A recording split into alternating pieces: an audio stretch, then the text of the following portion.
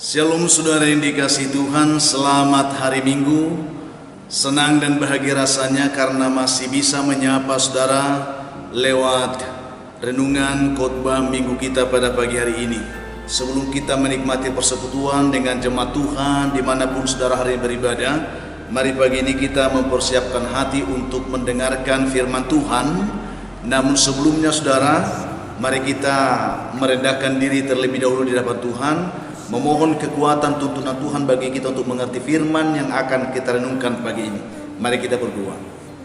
Kiranya damai sejahtera Allah yang melampaui segala akal, itulah yang memelihara hati dan pikiranmu dalam Kristus Yesus Tuhan kita. Amin. Saudara yang dikasihi Tuhan, pagi ini kita bersyukur kita masih diberi anugerah hari baru, minggu baru hari ini saudaraku. Tentu dengan berkat Tuhan yang baru yang bisa kita nikmati.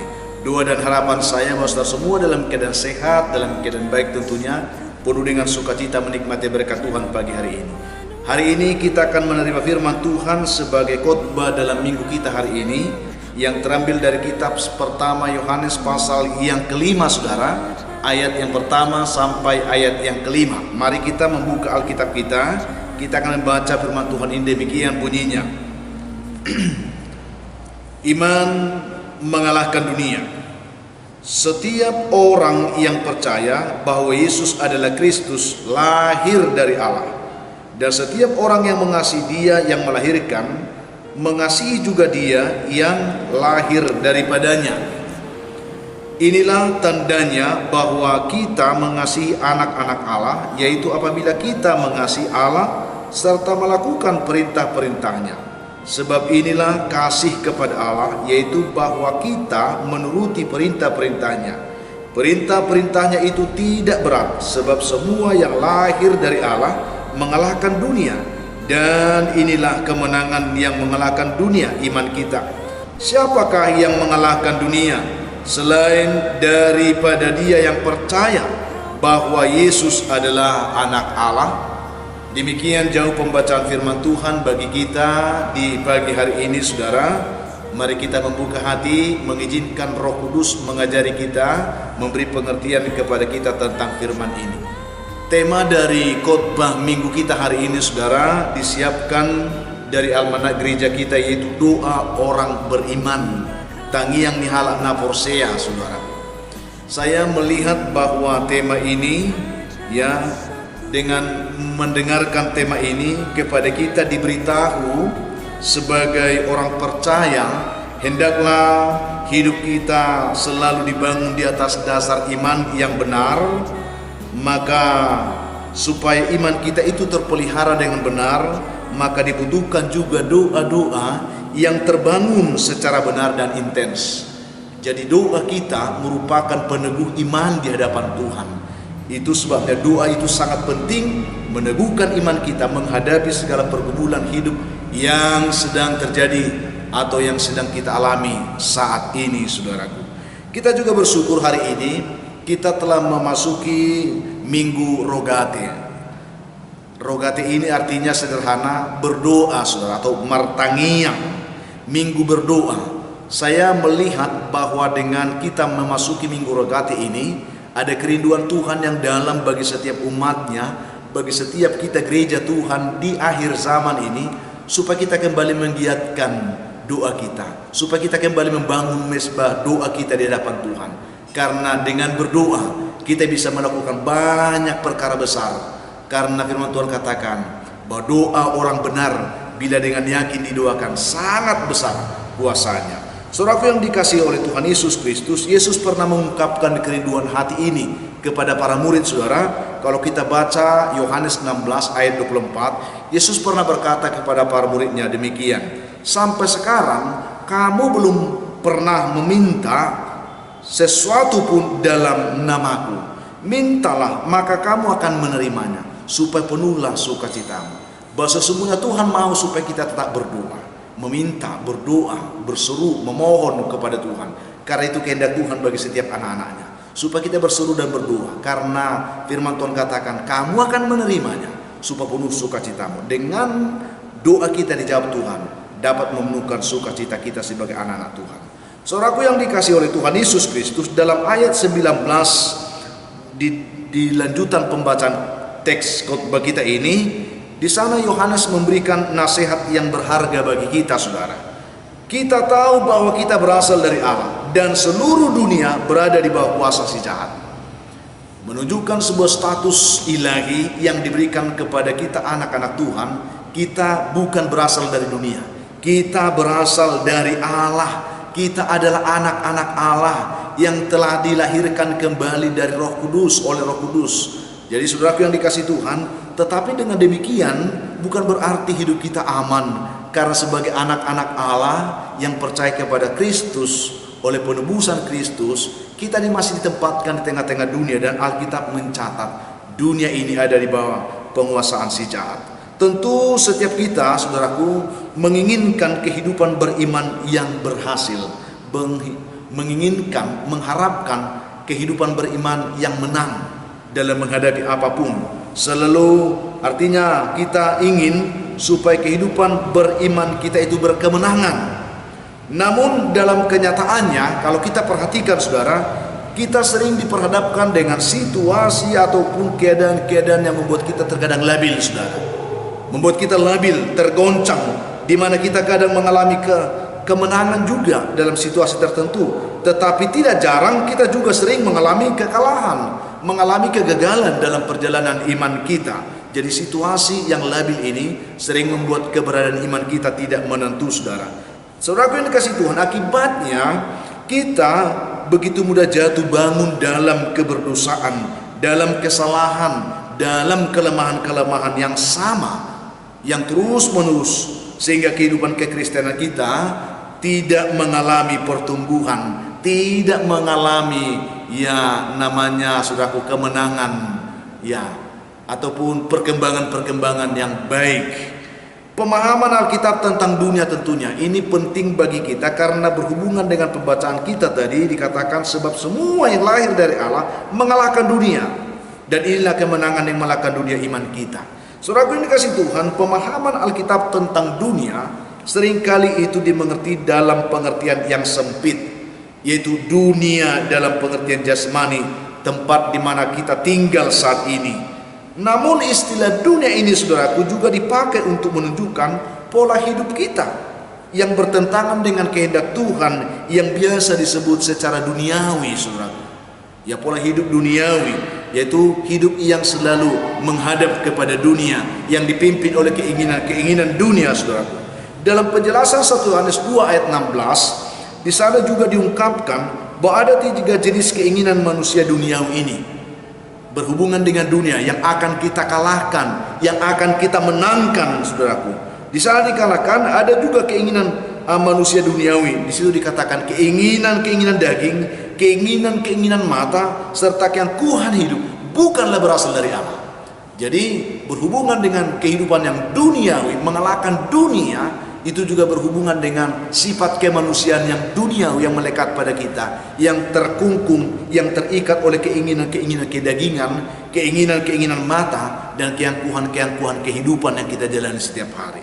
Situasi dan kondisi seperti itulah yang sedang dialami oleh orang-orang Kristen pada jemaat mula-mula.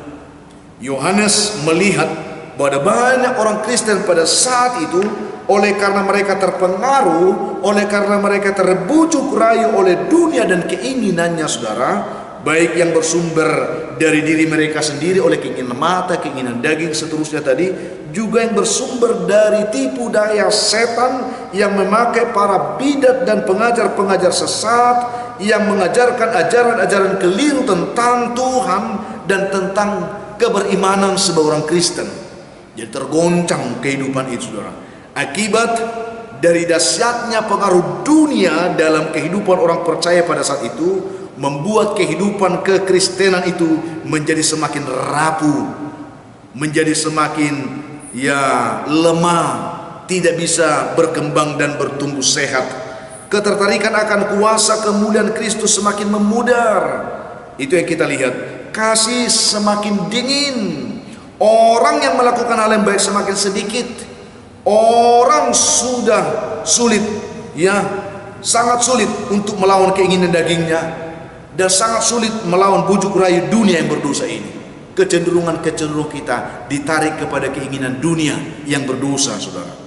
Hal inilah membuat Yohanes harus bersuara keras, mengingatkan dan menolong jemaat supaya mereka sadar ya bahwa dunia ini sedang dengan segala keinginannya sedang memperdaya, sedang merusak kehidupan rohani mereka di dalam Tuhan. Untuk itu Yohanes, kita lihat dalam pembacaan kita saat ini, mengungkapkan fakta ini dengan sebuah pertanyaan besar. Siapakah yang mengalahkan dunia? Saudara yang dikasihi Tuhan Yesus Kristus, jika pertanyaan ini diungkapkan kepada kita sekarang, siapakah yang mengalahkan dunia?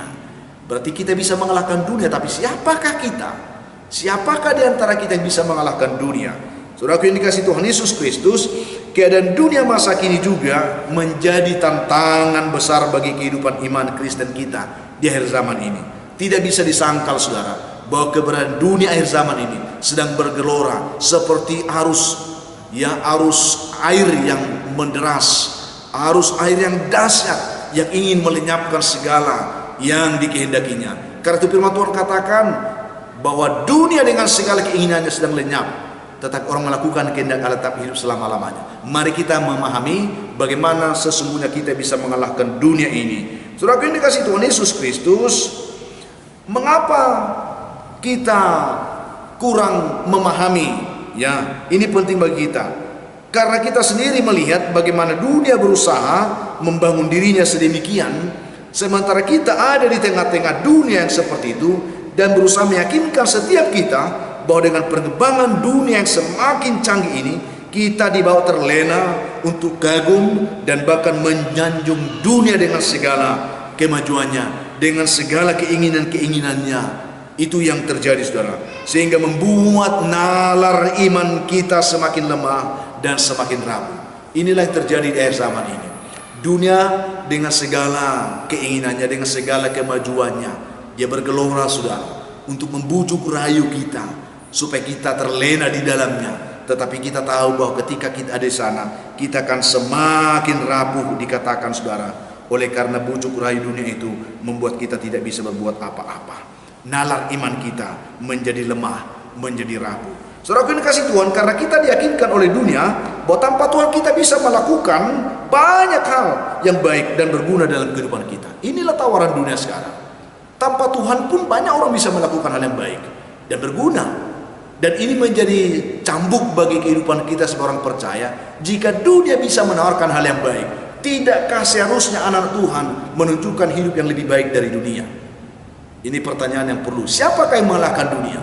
Jika dunia ini berusaha memfotokopi kehidupan kebaikan yang diajarkan di Alkitab untuk mengecoh setiap kehidupan anak-anak Tuhan, tidakkah sebaiknya, seharusnya, selayaknya kehidupan anak Tuhan harus lebih lagi mencerminkan kebaikan Kristus di tengah-tengah dunia sekarang? Saudaraku yang dikasihi oleh Tuhan Yesus, salah satu cara yang dapat membentengi kehidupan rohani kita supaya kita bisa tetap terjaga, supaya kita tetap terpelihara di tengah dunia yang jahat ini, yaitu dengan berdoa, saudara. Berdoalah supaya kamu tidak jatuh ke dalam berbagai pencobaan. Ya, kita tahu Yesus telah mengalami pergumulan yang berat ini, tetapi diberikan kepada kita sebuah jaminan. Ketika kita berdoa, kita akan dikuatkan. Ketika kita berdoa, kita akan diberikan solusi dan jalan keluar serta terpimpin dalam kemenangan. Ungkapan inilah yang ingin kita terima lewat khotbah kita hari ini, yang dirangkum dalam sebuah tema doa orang beriman, maupun lewat nama minggu kita Rogate, berdoa, saudaraku.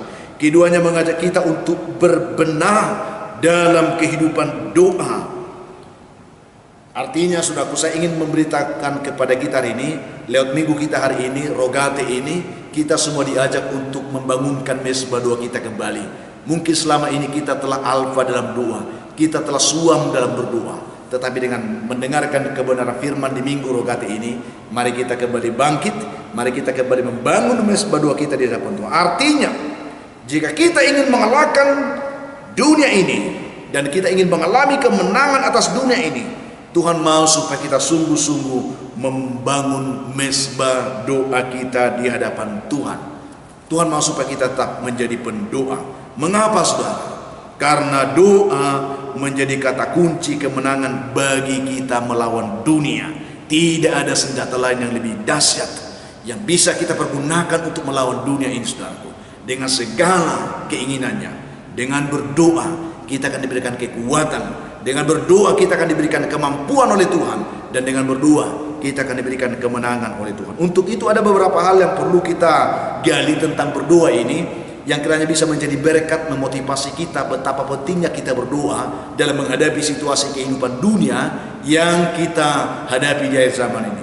Ada 3 hal, saudara, yang ingin saya bagikan. Yang pertama, betapa penting berdoa untuk menghadapi tantangan hidup di masa akhir zaman ini. Yang pertama, karena apa, saudara? Karena dengan berdoa kita menunjukkan jati diri kita sebagai orang percaya yang lahir dari Allah.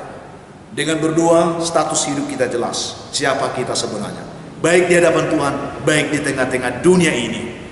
Saudara yang dikasih Tuhan, tunjukkanlah dirimu sebagai anak Tuhan yang lahir dari Tuhan, anak-anak Allah yang telah diselamatkan Kristus. Di tengah perjalanan kehidupan kita yang penuh dengan tantangan ini, kita tidak akan mungkin menghadapi semua itu dengan keberadaan kita tanpa Tuhan, saudara. Tetapi bersabar dengan Tuhan. Firman Tuhan katakan, kita lebih daripada pemenang. Oleh karena tunjukkanlah jati dirimu, siapa engkau di tengah dunia sekarang.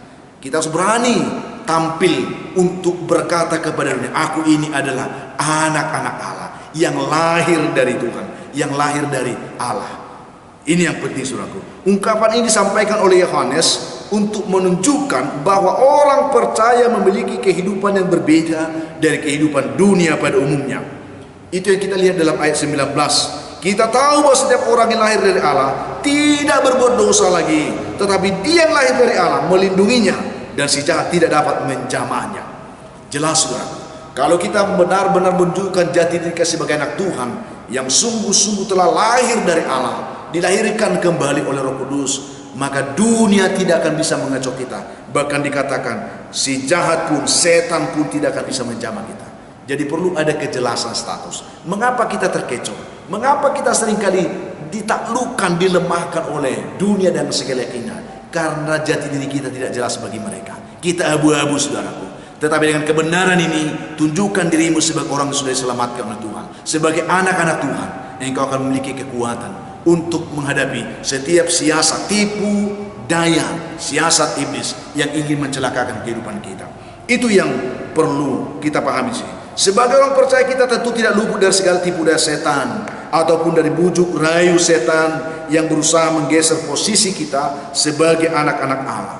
Tetapi dengan doa kita dimampukan untuk berkata, aku bukan yang dulu lagi, karena aku telah diubah menjadi manusia baru di dalam Tuhan, sehingga setan tidak dapat menjamah hidup kita lagi. Ini yang dikatakan, saudara. Setan tidak bisa mendakwa kita ketika jati diri kita pertontonkan jelas sebagai anak-anak Tuhan di tengah dunia ini. Itu yang pertama. Yang kedua, saudara, dengan berdoa kita menunjukkan bahwa kita mengasihi Tuhan dan mengasihi sesama dalam Tuhan. Mengapa kita perlu berdoa? Doa kita adalah wujud cinta kita kepada Tuhan, wujud kasih kita kepada Allah.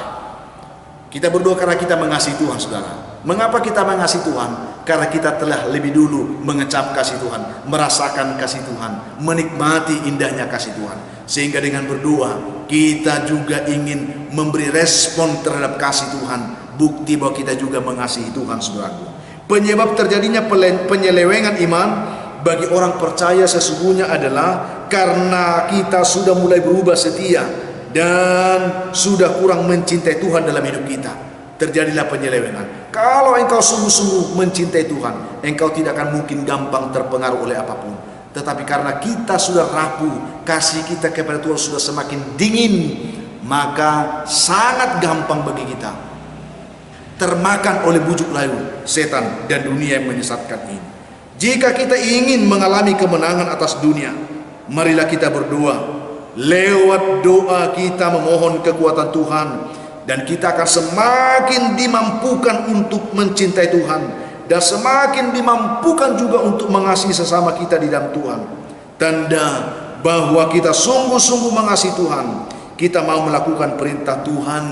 Dan Yesus sendiri berkata bahwa perintah Tuhan bagi umatnya adalah supaya kita benar mengasihi Tuhan dengan segenap hati kita, dengan segenap pikiran dan kekuatan kita, juga mengasihi sesama kita seperti diri kita sendiri.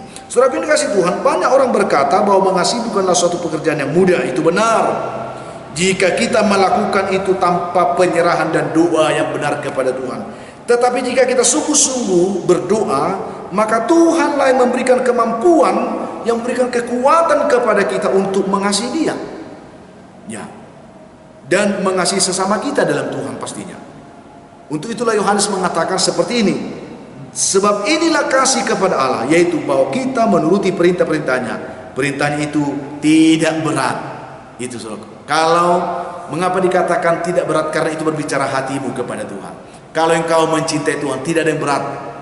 Berdoa tidak berat, saudara. Bersekutu dengan Tuhan tidaklah berat. Kita akan terdorong dari dalam oleh cinta itu, oleh kasih kita kepada Tuhan, untuk berseru kepadanya, untuk datang kepadanya, untuk membuktikan bahwa kita mengasihi Dia. Demikian pun terhadap sesama kita. Itu sebabnya kebenaran ini menjadi tanda bahwa kita adalah orang yang terbangun di dalam doa yang benar. Kita semakin mencintai Tuhan dan sesama kita dengan benar. Yang ketiga, yang terakhir, saudaraku, dengan berdoa kita juga menunjukkan bahwa bersama Tuhan kita adalah pemenang. Puji Tuhan, saudaraku. Ungkapan ini adalah sebuah pernyataan iman dari setiap orang yang mau berdoa. Kalau engkau tidak mau berdoa, jangan katakan bersama Tuhan aku pemenang. Karena kebersamaan kita dengan Tuhan selalu dibangunkan di dalam doa kita, saudaraku. Itu yang penting. Seorang bijak pernah mengatakan kepada saya, saudaraku, dia katakan begini, seorang hamba Tuhan ini, kesanggupan kita untuk tinggal dalam bilik doa kita, bersekutu dengan Tuhan, berdoa dengan Tuhan, adalah kemampuan berjalan bersama dengan Tuhan di luar. Karena setiap hasil, ya, pencapaian kita di luar itu adalah buah penyerahan kita kepada Tuhan dalam bilik doa kita. Ini penting untuk kita pahami. Jadi saudara yang dikasihi Tuhan, bahwa kesanggupan kita mencintai Tuhan akan menuntun kita kepada doa yang benar, dan doa yang benar akan memberikan kepada kita sebuah keyakinan bahwa bersama dengan Tuhan kita akan mengalami kemenangan. Doa menumbuhkan keyakinan iman, di mana kita percaya bahwa Allah turut bekerja dalam segala sesuatu untuk mendatangkan kebaikan bagi mereka yang mengasihi Dia, yaitu mereka yang terpanggil sesuai dengan rencana Allah. Saudaraku yang dikasihi oleh Tuhan Yesus Kristus, doa orang benar itu dikatakan bila dengan yakin sangat besar kuasanya. Ada sebuah keyakinan yang dalam di dalam hati kita bahwa ketika kita berdoa, Tuhan selalu mendengarkan doa kita. Itu yang dikatakan oleh Yesus kepada murid-muridnya, mintalah maka kamu akan menerima, supaya penuh sukacita. Inilah kebenaran yang menumbuhkan iman kita. Ketika Yohanes melihat kebimbangan hati umat Tuhan dalam menghadapi pergumulan kehidupan yang diperhadapkan kepada mereka, ia pun berkata kepada mereka demikian, sebab semua yang lahir dari Allah mengalahkan dunia. Dan inilah kemenangan yang mengalahkan dunia, iman kita, saudara. Ada sebuah keyakinan, ada sebuah iman, bersama dengan Tuhan kita menang, bersama dengan Tuhan kita mengalahkan segala perkara duniawi yang menyesatkan kehidupan kita. Posisi sebagai yang lahir dari Allah menunjukkan bahwa kita sungguh-sungguh berasal dari Allah, di mana Allah berdiam di dalam kita dan kita juga tinggal di dalam Dia. Hal ini membuat kita memiliki jaminan kekuatan, sebagaimana Kristus mengatakan, jikalau kamu tinggal di dalam aku dan aku tinggal di dalam kamu, maka kamu berbuah banyak, sebab di luar aku kamu tidak dapat berbuat apa-apa. Artinya bersama dengan Tuhan kita bisa menghadapi segala perkara apapun. Bersama dengan Tuhan kita diberi jaminan untuk kita bisa menang dalam menghadapi hidup ini. Sebagai kesimpulan, saudaraku, penutup bagi kita, saya tidak tahu bagaimana keadaan hidup saudara saat ini. Apakah saudara sedang dalam kebimbangan iman oleh karena dahsyatnya bujuk rayu kehidupan dunia yang memperdaya hidup saudara? Saya tidak tahu, saudara, apakah itu sedang mengguncangkan kehidupan saudara saat ini. Apakah saudara merasa bahwa kehidupan ini terlalu berat dan saudara tidak mampu menghadapinya lagi karena kelemahan dan keterbatasan saudara? Saya juga tidak tahu. Tetapi apapun keadaan yang kita alami saat ini, Tentu ada banyak pergumulan kehidupan di dunia ini saudaraku, yang senantiasa bisa mengintimidasi kita, yang senantiasa dapat melemahkan iman kita. Apakah itu pergumulan kesehatan seperti yang kita hadapi saat ini dalam masa COVID-19 ini? Apakah itu pergumulan ekonomi sebagai dampak dari situasi yang sulit ini saudara? Apakah itu pergumulan keluarga, suami, istri, anak-anak, dalam pekerjaan, dalam pendidikan, dan dalam segala hal saudaraku? Sekalipun demikian, saya ingin katakan kepada saudara, biarkanlah pergumulan itu dapat membantu iman kita bertumbuh menjadi iman yang bertindak. Mari saudaraku, manfaatkan pergumulan hidup saudara saat ini untuk membangunkan iman saudara menjadi pribadi yang bertindak dalam iman. Itu yang diharapkan. Jadikanlah iman percaya kita kepada Yesus sebagai sumber kekuatan yang memampukan kita bisa menghadapi semuanya dengan baik. Lihat kepada firman Tuhan yang kita renungkan saat ini, kita diajak untuk membuka diri saudara. Membuka diri di hadapan Tuhan, membangun kembali persekutuan yang baik dengan Tuhan, dengan selalu mendirikan mezbah bagi Tuhan, mezbah doa di hadapan Tuhan. Karena dengan berdoa kita pasti akan dikuatkan Tuhan. Dengan berdoa kita pasti akan diberi jalan keluar. Dengan berdoa kita pasti akan ditopang oleh Tuhan untuk mengalami hidup yang berkemenangan. Sehingga apapun pergumulan kehidupan yang kita hadapi saat ini, sebagai orang beriman, mari kita berrogate saudara. Minggu rogate ini kita buat menjadi sebuah titik awal kembali membangunkan iman kita, untuk menunjukkan bahwa kita adalah anak-anak Allah yang lahir dari Allah, yang berasal dari Allah, yang selalu mau mengasihi Tuhan dan sesama kita, dan menunjukkan kepada dunia bahwa bersama Tuhan kita pemenang saudaraku. Itu yang saya bagikan pagi ini. Kiranya Tuhan memberkati saudara hari ini dengan renungan kita, menuntun hidup saudara hidup dalam kemenangan bersama dengan Tuhan. Itulah yang kita terima. Tuhan memberkati saudara. Kita berdoa. Tuhan, terima kasih untuk firman-Mu menyapa kami lewat renungan firman Tuhan di minggu kami hari ini. Berkati umat-Mu mendengarkannya. Biarlah mereka dikuatkan, dijamah Tuhan, dipimpin Tuhan, diberkati oleh Tuhan. Yang lemah kuatkan, yang putus asa beri harapan, yang berbeban berat Tuhan berikan kepada mereka kelegaan, yang berduka hiburkan. Hamba doakan yang sakit Tuhan jamah mereka dan pulihkan mereka dalam nama Tuhan Yesus. Yang mencari pekerjaan Tuhan berkati, yang mencari jodoh diberkati, yang mengharapkan keturunan diberkati. Anak-anak kami yang sedang bergumul dalam pendidikan pun tetap diberkati oleh Tuhan. Yang berulang tahun dan bersuka cita karena berkat Tuhan hari ini, ingatkan supaya mereka boleh bersyukur kepada-Mu hari ini. Banyak umat-Mu pagi ini yang sedang bergumul dalam hidupnya oleh karena beban hidup yang berat. Ketika mereka mendengarkan doa ini, izinkan hamba minta berkat atas mereka. Biarlah mereka sungguh diberkati pagi ini hanya dalam nama Tuhan Yesus. Amin.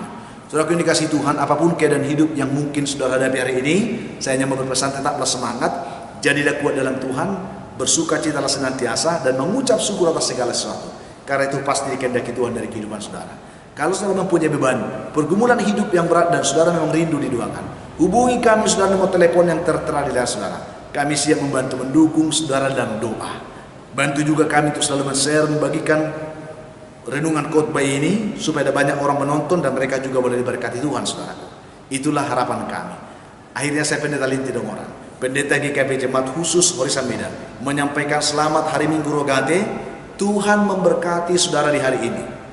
Shalom.